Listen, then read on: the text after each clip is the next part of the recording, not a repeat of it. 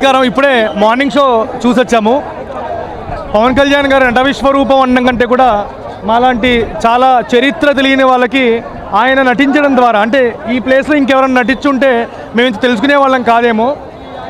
ఔరంగజేబు కాలంలో హిందువుగా పుట్టాలంటే పన్ను చెల్లించాలి అనేటువంటి చిన్న మెసేజ్ ఇది మా అందరికీ చాలామందికి తెలియదు.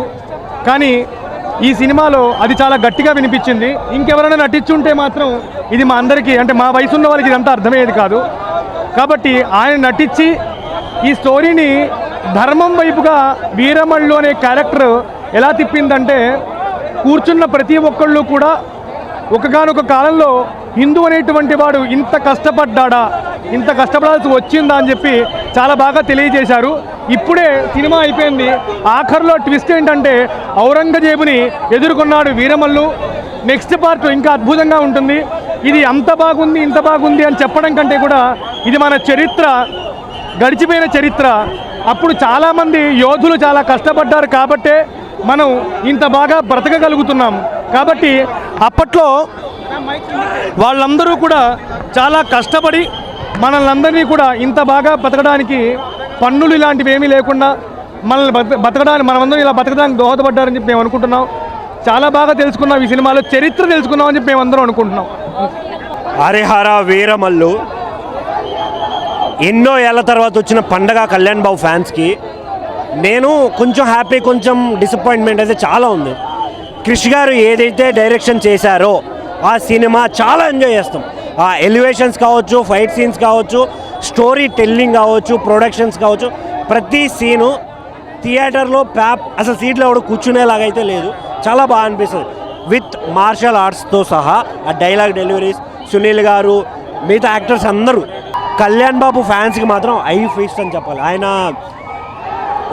లవర్ బాయ్ గానో లేకుంటే ఫైట్స్ గానో ఇలా వగేరా చేశారు. కానీ ఫస్ట్ టైం చేసినా కూడా చాలా యాప్ట్ రోల్ అయితే చేశారు.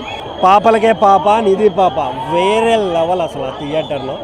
త్రూ అవుట్ ప్రతి సీన్లో ఆవిడ ఉన్నంతసేపు చాలా ఎంజాయ్ చేస్తాం. చాలా బాగా అనిపిస్తుంది. ఆ డైలాగ్ డెలివరీస్ కావచ్చు. వీరమల్లు సినిమా చూడడం జరిగింది.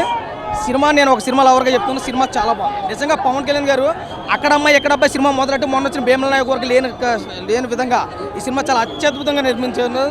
కష్టపడ్డాడు, పోరాడాడు. అటు పొలిటికల్గా చూసుకునే సినిమా పరంగా ప్రేమ చూసుకునే సినిమా ఎక్స్ట్రాడినరీ ఉంది. వన్ మెన్ షో చేస్తాడండి.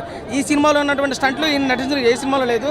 పవన్ కళ్యాణ్ గారు చిన్న విజ్ఞప్తి, అన్న మీరు స్టంట్లకు తగ్గించండి. ఎందుకంటే మీరు ఆరోగ్యకరంగా ఉండడం 2 తెలుగు రాష్ట్రాలుగా దేశం కూడా చాలా అవసరం. కాబట్టి ఓకే వినాలి. పవన్ కళ్యాణ్ చెప్తే ఖచ్చితంగా వినవలసిందే.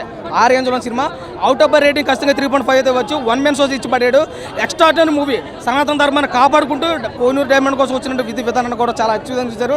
ఇంకా నిధి అగర్వాల్ చూసుకుంటే ఇందులో నిధి అగర్వాల్ ఉంది. నిధి కూడా చాలా పుష్కలంగా ఉంది. కాబట్టి సినిమా ఎక్కడ బోర్ కొట్టలేదు. నాకైతే ఫస్ట్ హాఫ్ కన్నా సెకండ్ హాఫ్ చాలా అత్యద్భుతంగా ఉంది. ఎందుకంటే పవన్ కళ్యాణ్ గారు ఈ టైప్ ఆఫ్ సినిమా, ఈ టైప్ ఆఫ్ యాక్షన్ ఎప్పుడు చేయలేదు.